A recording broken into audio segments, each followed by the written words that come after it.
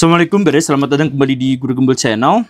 Silakan Baraya tebak di kolom komentar berapa penghasilan saya per bulan sebagai konten kreator di YouTube, di TikTok, di Instagram, dan lain sebagainya. Kira-kira menurut Baraya berapa?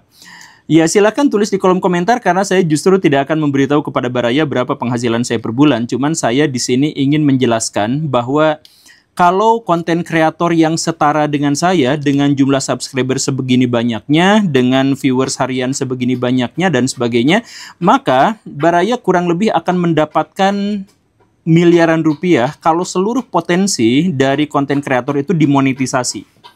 Coba, dari mana miliaran rupiah itu bisa didapatkan? Kita mulai dari hal-hal yang sangat sederhana. Yang pertama itu adalah AdSense. Walaupun AdSense itu adalah pilihan, tetapi tentu saja para konten kreator lebih memilih untuk menyalakan AdSense-nya dan mendapatkan penghasilan dari situ. Karena penghasilannya sangat signifikan. Untuk orang yang bikin video seperti saya, dan kemudian penontonnya kurang lebih seperti ini, maka itu bisa mendapatkan puluhan sampai ratusan juta rupiah per bulannya. Itu yang pertama. Kemudian apalagi yang bisa dimonetisasi dari situ? Iklan. Jadi YouTube itu kan punya YouTube Shop, di bawah itu kan banyak yang jualan seperti yang di bawah ini. Nah, Baraya silakan cek, Baraya beli di situ, itu dapat keuntungan bagi hasilnya kepada saya juga. Jadi saya juga mendapatkan cuan yang memadai dari situ. Kemudian dari mana lagi? Konten kreator bisa mendapatkan cuan dari endorse, dari iklan, dari promotor, dan sebagainya. Itu juga cukup signifikan, bahkan sangat-sangat besar. Kalau misalkan konten kreator itu telah bekerja sama dengan produk tertentu dan sebagainya, dia bisa mendapatkan keuntungan yang sangat luar biasa. Karena apa? Karena konten kreator itu ditonton sama banyak orang, sehingga banyak sekali orang yang mau mengiklan pada dirinya. Begitu kan? Kemudian dari mana lagi dia mendapatkannya? Konten kreator itu bisa memonetisasi potensinya kalau dia bekerja sama dengan politisi, dengan pejabat pemerintah, atau dengan oposisi, dengan aktivis, dengan pengusaha, dan sebagainya. Kalau mereka terjalin hubungan proyek apa gitu, segala rupa di belakang, maka dia juga bisa mendapatkan keuntungan yang sangat luar biasa. Begitu kan? Nah, atau ada lagi potensi yang bisa dimonetisasi sebagai seorang konten kreator, yaitu apa? Kalau dia sudah ternama, dia diundang menjadi pembicara seminar, menjadi juri, menjadi podcaster, dan lain sebagainya, dia juga bisa mendapatkan keuntungan yang sangat-sangat besar. Saya tidak termasuk yang memonetisasi keuntungan itu. Jadi maksudnya, kalau saya diundang seminar dan sebagainya, biasanya saya tidak matok harga. Atau misalkan saya matok harga, yang manajer saya yang mematoknya, tapi itu sebenarnya adalah hanya untuk tidak merusak pasar gitu dalam hal itu gitu ya. Tapi secara umum saya tidak matok gitu. Cuman temannya saya dengan jumlah subscriber yang kurang lebih sama dan penonton yang penonton harian yang kurang lebih sama, dia itu bisa mendapatkan sekali seminar itu sampai sekitar sekali seminar ya sekitar 85 sampai 100 juta rupiah. Luar biasa kan? Dari situ saja gitu. Nah, kemudian dari mana lagi? Nah, dia juga bisa buka kelas di luar YouTube atau TikTok misalkan ya. Dia punya kelas motivasi, dia punya kelas pengembangan diri, dia punya kelas finansial dan sebagainya. Dia juga bisa memonetisasi itu. Atau misalkan ada juga konten-konten kreator yang bikin grup diskusi. Pakai media sosial, pakai WA, pakai apa, itu juga keuntungannya bisa sangat besar. Bisa sampai teman saya yang jumlah subscribernya lebih dikit daripada saya dan penontonnya lebih dikit daripada saya, dia bisa mendapatkan 20 miliar per tahun hanya dari bikin grup diskusi itu saja. Luar biasa kan? Nah, maka dalam hal ini konten kreator itu adalah salah satu profesi yang sangat-sangat menguntungkan. Dan karena itulah maka banyak sekali orang-orang di Indonesia yang ingin jadi konten kreator. Sampai sekarang jumlahnya itu tembus 17 juta orang di Indonesia. Karena semenjanjikan itu, dan bukan hanya cuan yang didapatkan, tapi pengaruh, keterkenalan, dan di sisi lain dia juga mampu memiliki kekuasaan. Kekuasaan dalam hal apa? Kekuasaan dalam memberitakan. Ini kan sesuatu yang sangat spesial, Baraya. Jadi kalau misalkan Baraya sekarang bertanya-tanya siapa sih yang ditakuti sama pejabat, yang ditakuti sama polisi misalkan, ya influencer. Jadi orang-orang influencer seperti saya itu, saya mohon maaf ya, itu kan sebenarnya ketika membicarakan tentang sesuatu itu benar-benar bisa mempengaruhi opini publik. Dan karena itu dia memiliki kekuatan untuk bisa menjatuhkan reputasi dari sebuah institusi, menjatuhkan reputasi dari pengusaha atau bahkan sebuah perusahaan. Begitu kan? Nah, pada bagian itulah justru ada beberapa oknum dalam tanda kutip influencer yang memanfaatkannya untuk sesuatu yang buruk. Bayangkan Baraya, Dengan jumlah potensi monetisasi yang sebesar itu dari konten kreator, masih ada orang yang cukup serakah untuk itu semua tidak cukup. Saya pengen menambahnya lagi. Dengan cara apa? Dengan cara menggunakan kekuasaannya sebagai konten kreator itu untuk bisnis aib orang lain. Atau bisnis pihak lain. Nah, ini yang sekarang akhirnya menjadi fenomena. Kita mulai dari yang sangat terkenal, Ibu Nikita Mirzani. Tapi sampai sebatas ini kita harus pahami bahwa proses hukumnya masih berlangsung, kita belum tahu hasil akhirnya. Jadi kita sebut ini sekedar dugaan. Tapi apa yang diduga oleh masyarakat kurang lebihnya adalah seperti ini. Ibu Nikita Mirzani itu tidak diketahui penghasilan utamanya dari mana. Tetapi diketahui oleh publik, beliau itu cukup royal dan cukup kaya raya. Dari mana penghasilannya? Diduga oleh sebagian netizen itu dari bisnis aib, di mana beliau nyari-nyari aib dan kesalahan orang lain, kemudian diupload di media sosialnya, dan tentu saja itu bisa saja mengubah opini masyarakat terkait dengan sesuatu. Nah, akhirnya kalau misalkan konten itu mau dihapus, maka dia minta uang tutup mulutnya.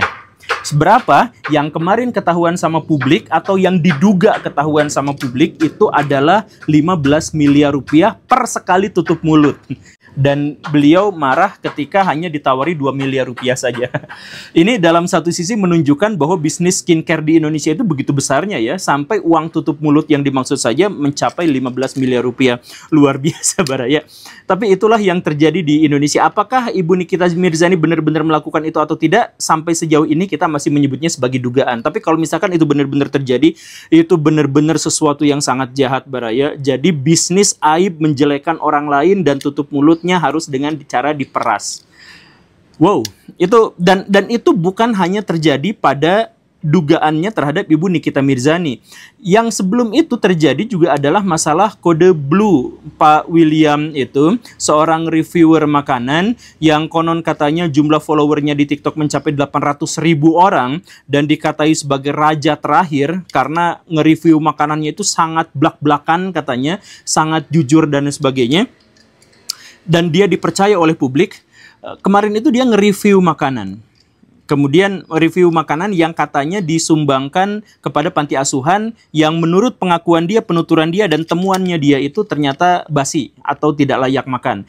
Dan kemudian ketika itu mengundang reaksi dari perusahaannya, maka dia mengatakan, saya tidak akan hapus review saya kecuali ikut konsultasi, kelas konsultasi ke saya. Harganya 350 juta rupiah dan itu sudah di-courting karena harga aslinya adalah 600 juta rupiah. Wow sekali. Saya pengen sebenarnya kalau jadi kayak gitu. Tapi itu kan sebenarnya ngerusak dan ngematiin usaha orang lain Baraya. Tapi ya kita balik lagi pada kasus yang diduganya kurang lebih seperti itu. Nah, setelah dia menawarkan bahwa jasa konsultannya itu adalah 350 juta rupiah, si pemilik perusahaan marah. Masa kok segitu marah sih, saya viralkan kamu. Nah, kemudian dia mengatakan, ayo viralkan saja kalau berani. Nah, akhirnya beneran diviralkan dan ternyata dia yang dikalahkan. Tapi dalam hal ini kenapa beliau berani menantang untuk memviralkan? Karena sebenarnya konten kreator itu punya kekuatan untuk memviralkan orang lain. Jadi ketika dia diviralkan nggak takut karena media dia yang pegang, gitu kan kurang lebihnya. Walaupun pada akhirnya ternyata dia kalah gitu dan sekarang diusut sama polisi begini dan begitu dan seterusnya dan seterusnya. Silahkan Baraya berpikir dalam hati sendiri atau silahkan tulis juga di kolom komentar. Saya tanyakan kepada Baraya, mau nggak kira-kira Baraya mendapatkan uang 350 juta rupiah tapi dengan mematikan usaha halal orang lain? Mau nggak? Baraya dapat duit nih 350 juta gitu. Tapi usaha orang lain tuh mati gitu.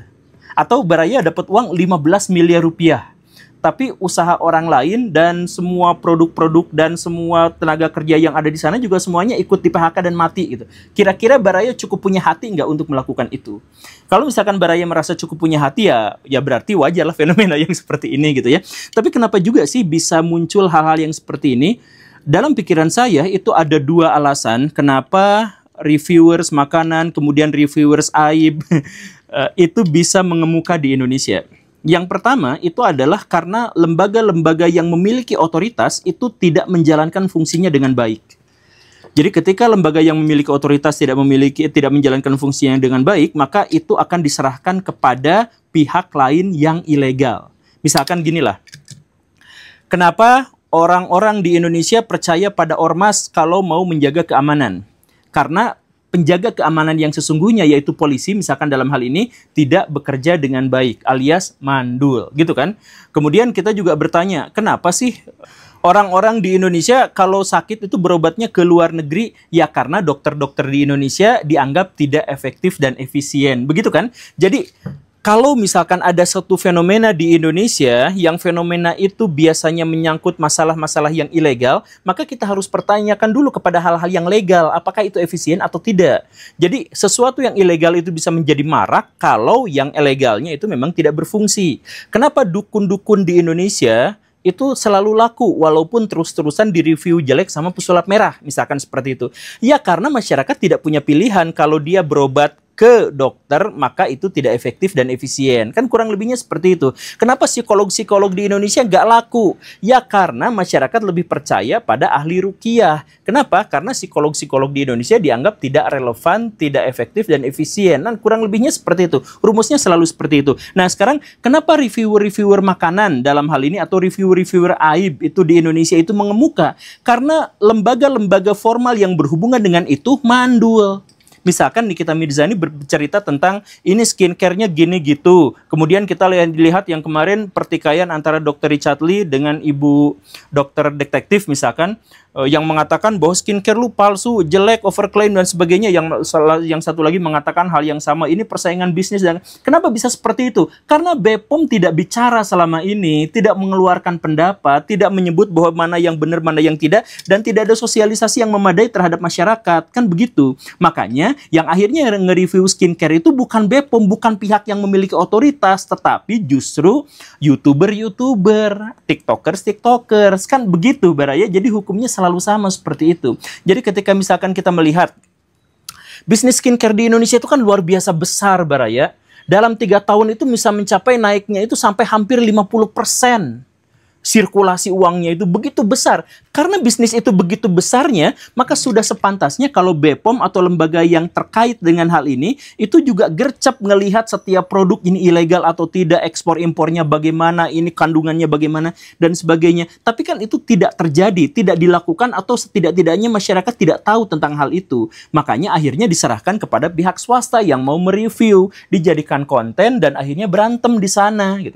Begitupun misalkan dengan Pak kode blue gitu ya, kode biru itu.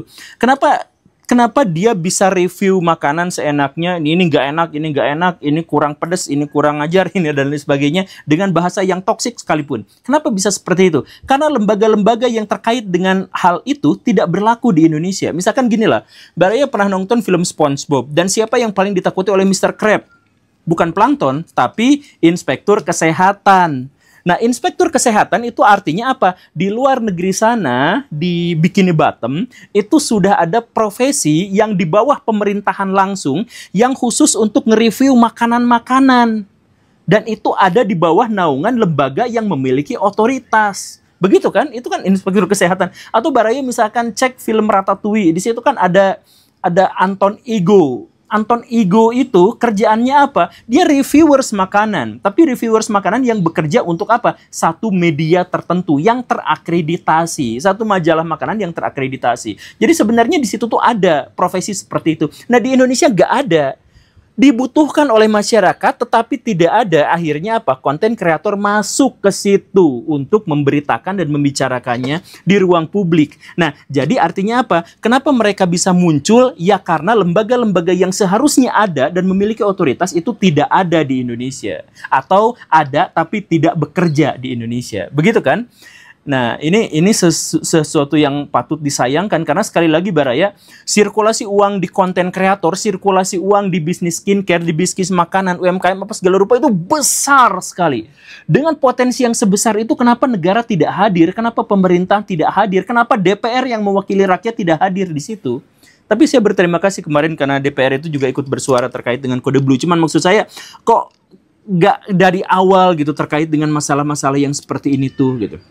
Ini masalah besar, masalah pertama yang ada di Indonesia. Kemudian masalah yang kedua, kenapa hal-hal yang semacam itu bisa menjadi fenomena di Indonesia adalah karena masyarakat Indonesia itu masyarakat yang sakit. Jadi gini Baraya rumusnya ya.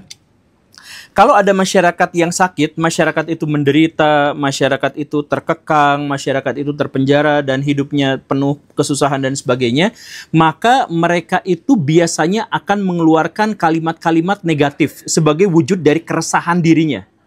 Tapi perbedaannya adalah kalau masyarakat yang tertekan itu ada di level IQ yang bawah, maka dia akan mengeluarkan umpatan-ungkapan, makian-makian yang sebenarnya tidak terlalu bermakna, tapi toksik luar biasa. Saya mohon maaf ya, jangan tiru kata-kata saya, tapi ini mah contoh saja. Misalkan ya, anjing, goblok, bangsat, tai, yang seperti itu kan sebenarnya tidak ada makna yang signifikan gitu.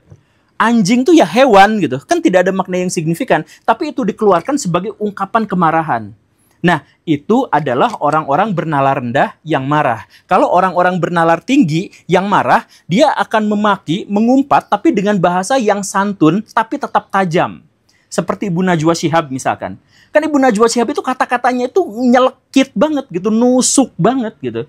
Kenapa bisa seperti itu? Karena gini, orang-orang yang menderita tapi ada di level IQ bawah, dia itu marah tapi dia tidak memiliki perbendaharaan kata yang memadai untuk disampaikan. Karena jarang baca buku gitu misalkan ya. Karena perbendaharaan katanya kurang, jadi yang dia keluarkan itu adalah kata-kata makian yang tidak bermakna tapi kasar. Yang tadi itu goblok, tolol, dungu, atau ya tai yang segala rupa, saya mohon maaf ya, tapi gitu. Sedangkan yang nalarnya tinggi itu sebenarnya justru kalimatnya tetap positif, tapi ini. Nah, ketika lihat sekarang cek ya Kode Blue, maaf, dan Ibu Nikita Mirzani, ketika mereview sesuatu itu kasarnya luar biasa gitu.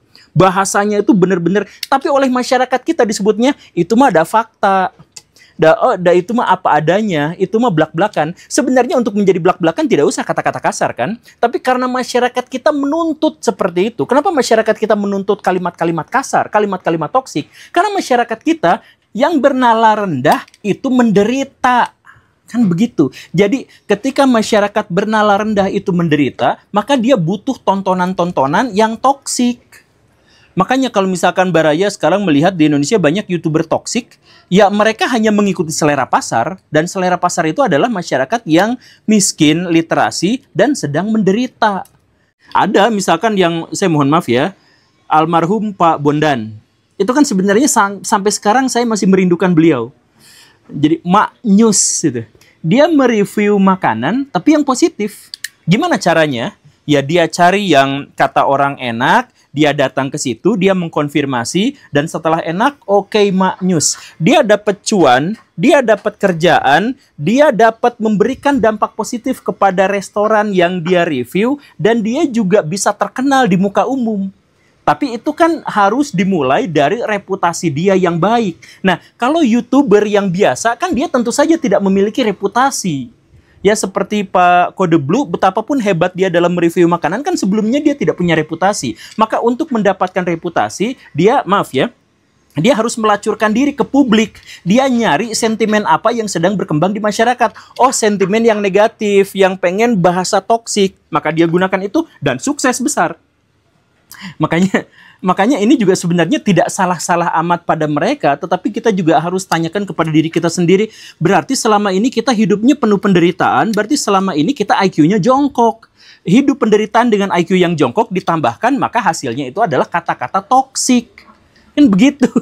Nah, berarti ya masyarakat kita ternyata adalah masyarakat yang sakit. Makanya kalau misalkan Baraya mau berkontribusi, kan banyak di antara Baraya yang nanya solusinya apa dong, solusinya apa? Ya solusinya berarti Baraya harus berpikir lebih baik, berbicara lebih baik, dan mengemukakan pendapat lebih baik. Dengan tutur kata yang juga baik, dengan narasi dan literasi yang juga lebih baik. Kalau misalkan gaya Baraya itu sudah diterima sama orang dan kemudian diterima sama banyak orang, maka influencer itu akan melihat pasar, oh pasar sekarang yang baiknya itu adalah berkembang. Ya udah, saya juga akan menjadi seperti itu karena banyak konten kreator itu yang melacurkan diri kepada keinginan publik gitu.